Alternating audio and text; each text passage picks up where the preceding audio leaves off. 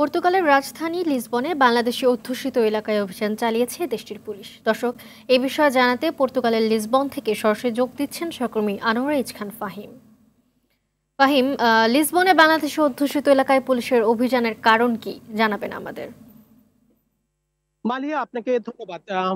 পর্তুগালে গত 19 তারিখ হঠাৎ করেই আকস্মিকভাবে বিকেল বেলা একটি পুলিশি অভিযান হয়, যেটি 3 ঘন্টা দীর্ঘ সময় ধরে চলে।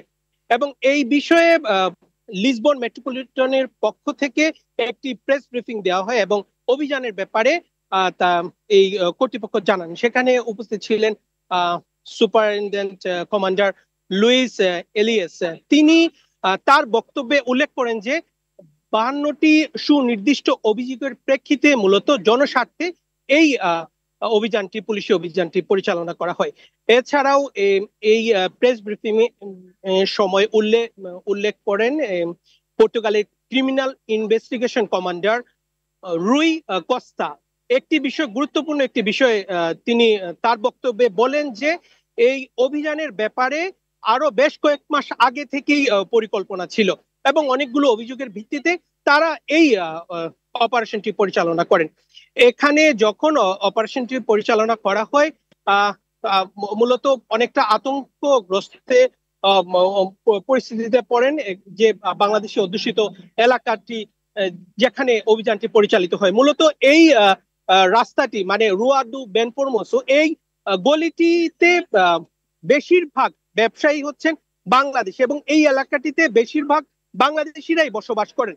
এবং এখানে যখন অভিযানটি চলে, অভিযানকালে 2জন পর্তুগিজ আটক হন এবং তারা এই পর্তুগালে অপরাধ তালিকায় নিয়মিত অপরাধী হিসাবে তালিকাভুক্ত অপরাধী আর কি। আর আরেকটি বিষয় হচ্ছে, এখানে যখন অভিযানটি চলে তখনকার সময় মাদক দ্রব্য, নগদ ইউরো এবং যে একটি বিষয় নিয়ে তারা প্রকাশ করেছেন যে অবৈধ অভিবাসন সহায়ক বেশ কিছু ডকুমেন্ট তারা জব্দ করেছেন। তবে এখানে মিশ্র প্রতিক্রিয়া রয়েছে এই অভিযান নিয়ে।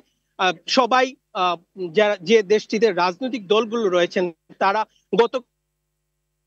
করেছেন, তারা বলেছেন যে এইভাবে এই অভিবাসীদেরকে যেন আর ভবিষ্যতে যদি সুনির্দিষ্ট অভিযোগ থাকে, যাতে করে সুনির্দিষ্ট অপরাধীকে শনাক্ত করে তাকে গ্রেপ্তার করা হয়, এভাবে ঢালাও ভাবে যেন অভিযান না করা হয়, এ ব্যাপারে অনেকেই প্রতিক্রিয়া দিয়েছেন। এই ছিল সর্বশেষ এই বিষয়ে। মালিয়া, ধন্যবাদ আপনাকে।